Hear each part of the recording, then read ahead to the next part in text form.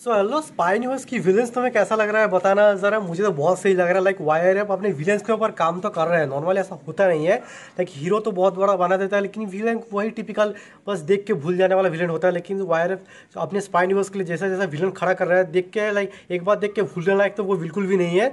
पर हाँ, दुख की बात ये है कि वन टाइम के लिए यूज़ कर रहे हैं, बस उसको मार रहा है। फिर भी सिद्धार्थ आनंद शायद कह रहा था कि वो जिम कैरेक्टर को वापस लाएगा, वो अभी तक मारा नहीं। कि फिल्मी दुनिया में एक लाइक एक रूल है, अगर डेड बॉडी नहीं दिखाया गया मतलब वो जिंदा है, मतलब वो वापस आ सकता है। मूवी में तो ऐसा होता ही है।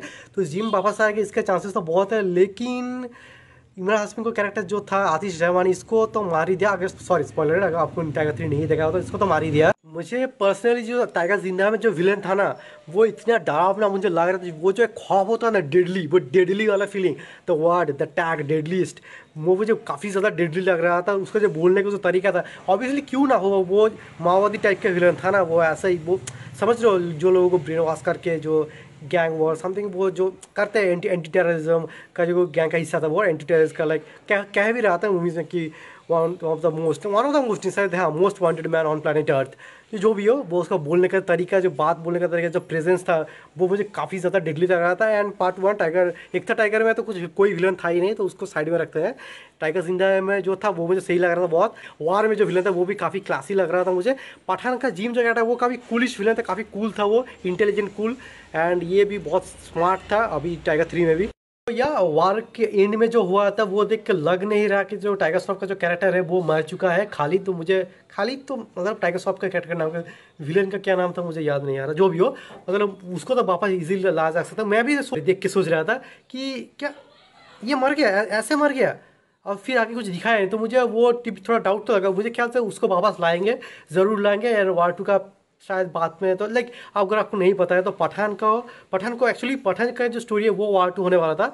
एंड वार होने के बाद पठान जब बन रहा था तब इसको स्पाई न्यूज़ का आइडिया आया, वो सब आया। लेकिन ठीक है, वो सब तो पता ही है। पर जो भी हो, पर्सनली मुझे लगता है जिम को और टाइगर श्रॉफ का जो कैरेक्टर है वो लोग तो वापस लाएंगे ही। एंड आतिश रहमानी का जो कैरेक्टर है हमारे इमरान हाशमी, इसको शायद वायर का स्पाई न्यूज़ में शायद बिग डैडी तो नहीं, पर फिर भी the right hand of big daddy बना सकते थे। वो बहुत ज़्यादा सही अपॉर्चुनिटी था, एक अच्छा बीजीएम के साथ उसको इंट्रोड्यूस किया था, लेकिन मार दिया। क्यों मारते इतनी जल्दी? अभी देखते हैं बिग डैडी कौन निकल के आता है। अगर एनटीआर आए तो काफ़ी सही हो जाएगा। फिर भी और बड़े बड़े बिग डैडी चाहता हूँ मैं, चाहता हूँ अक्षय कुमार भी आ जाए, अजय देवगन भी आ जाए एज विलन। तुम लोग बताना कैसे, मतलब किस किस को एज विलन देखना चाहते हो स्पाई यूनिवर्स में।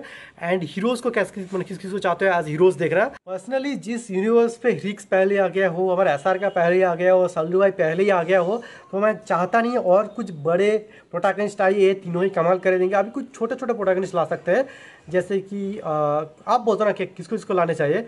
छोटा विद्युत देवल को लाएंगे तो मैं चाहता हूँ उसका अच्छा बेटर रोल देखे, क्योंकि वो वाला डिजर्व करता है। लेकिन इन तीनों के सामने तो तीनों इक्वल तो नहीं खड़ा करेंगे, ये तो ऑब्वियस है। और किसको किसको चाहते हो ज़रा सोचो, सोच के बताओ कमेंट सेक्शन में।